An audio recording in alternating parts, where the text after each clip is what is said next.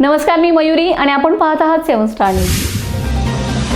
ईश्वरपूर विधानसभा मतदारसंघातील उरुण ईश्वरपूर नगरपालिका क्षेत्राच्या सर्वांगीण विकासासाठी महाराष्ट्र राज्याचे उपमुख्यमंत्री तथा अर्थ, नियोजन व उत्पादन शुल्क मंत्री नामदार अजित पवार आणि महाराष्ट्र राज्याचे उच्च व तंत्र शिक्षण मंत्री तसेच सांगली जिल्ह्याचे पालकमंत्री नामदार चंद्रकांत पाटील यांच्या विशेष प्रयत्नातून सांगली जिल्हा नियोजन समितीच्या जिल्हा वार्षिक योजना सन 2025-26 अंतर्गत तब्बल 1,77,80,119 रुपयांचा भरघोस निधी मंजूर करण्यात आलाय, अशी माहिती राष्ट्रवादी काँग्रेस पार्टीचे सांगली जिल्हा ग्रामीण अध्यक्ष निशिकांत भोसले पाटील यांनी दिले।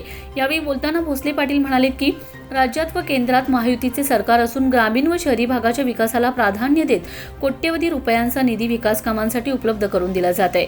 उरुण ईश्वरपूर नगरपालिका क्षेत्रातील नागरिकांच्या दीर्घकालीन मागण्या लक्षात घेऊन रस्ते, खडीकरण, डांबरीकरण व आरसीसी गटारांची कामे हाती घेण्यात येत आहेत। या अंतर्गत प्रभाग क्रमांक 7 मध्ये जावेद इबू शेख घर ते खांबे घरापर्यंत गटार बांधकामासाठी 1,01,656 रुपये, जिजाऊनगर येथे हनुमंत पाटील घर ते कल्पना शिंदे घरापर्यंत रस्ता खडीकरण व डांबरीकरणासाठी 14,43,136 रुपये, कोरेअप्पा नगर येथे उत्तम कुमार धोत्रे घर ते प्रणव पाटील घरापर्यंत रस्त्यासाठी 12,14,177 रुपये, आंबोळे रो हाऊस ते सुहास पाटील घरापर्यंत रस्त्यासाठी 3,10,048 रुपये मंजूर झालेत।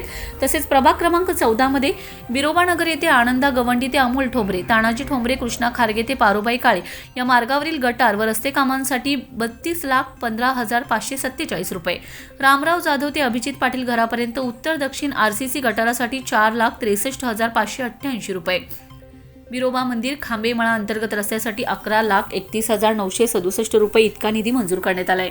या विकासांमुळे उरुण ईश्वरपूर शहरातील रस्ते व गटार व्यवस्था अधिक दर्जेदार होऊन नागरिकांची होणारी गैरसोय दूर होणार आहे। भविष्यातही प्रलंबित प्रश्न मार्गी लावण्यासाठी राज्य व केंद्रातील महायुती सरकार कटिबद्ध राहील, असा ठाम विश्वास निशिकांत भोसले पाटील यांनी यावेळी व्यक्त केलाय। Laxman Patil, 7 Star News, Ishwarpur.